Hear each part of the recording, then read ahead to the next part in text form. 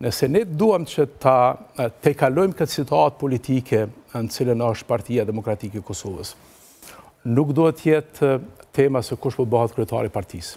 Tema duhet jetë cila duhet jetë reformat që duhet ta bënë Partia Demokratike e Kosovës në planin programor, cila duhet jetë ndryshimi i strukturës së Partisë Demokratike të Kosovës, si të freskohemi si Partia Demokratike e Kosovës, cili duhet jetë orientimi ideologjik i Partisë Demokratike të Kosovës, në një kohë kur ka ndryshim të madh të filozofive politike. Do t'i diskutojmë këto.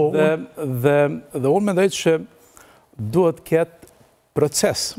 Kjo që të mbahet një mbledhje e kryesisë të mërkurën, të shpallën një kandidaturë të ejtën dhe ne jemi të premtën sot, dhe të hanën të ftohen delegatët, pa një debat, pa një ballafaqim, pa një marrëveshjet brendshme politike. Po duket se ka një farë lloj marrëveshje, me që dhe kjo përkraja që po ndodh me zotin Hamza, erdhi edhe në postimin tuaj, e keni lënë të nënkuptohet se sikur ka një marrëveshje.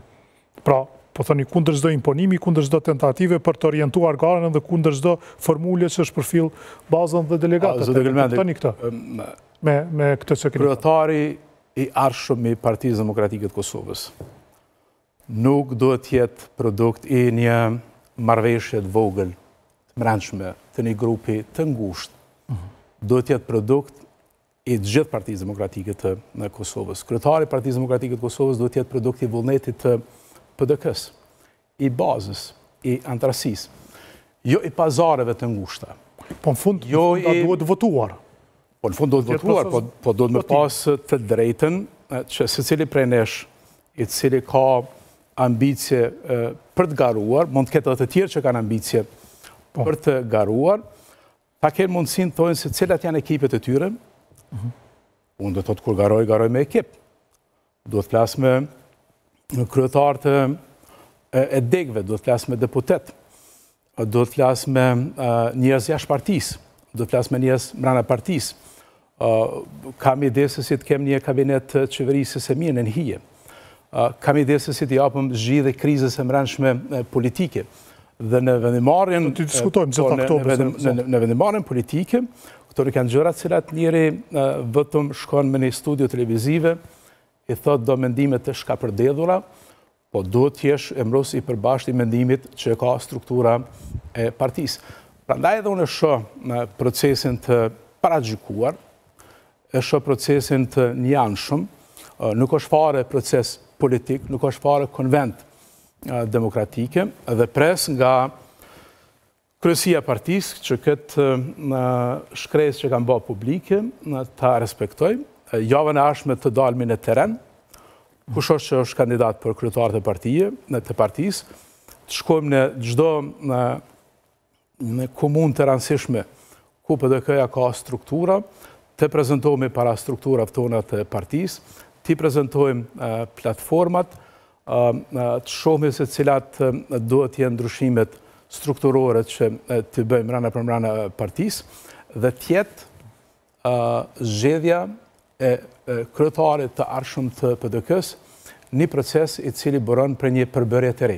Unë e kam pyetur edhe zotin Krasniqi, pra për kandidaturat e tjera dhe do ta shohim saktësisht se që ka thënë edhe duke ju përmendur ju se ju më keni thënë në këtë studio, pra ishte koriku i këtij viti, kur ju kam pyetur se a do të kandidoni kur bëhet konventa e ardhshme dhe ju kishit thënë po, edhe atë ja kujtova dhe zotit Krasniqi, ta shohim se çka kishte për të thënë në video numër 3.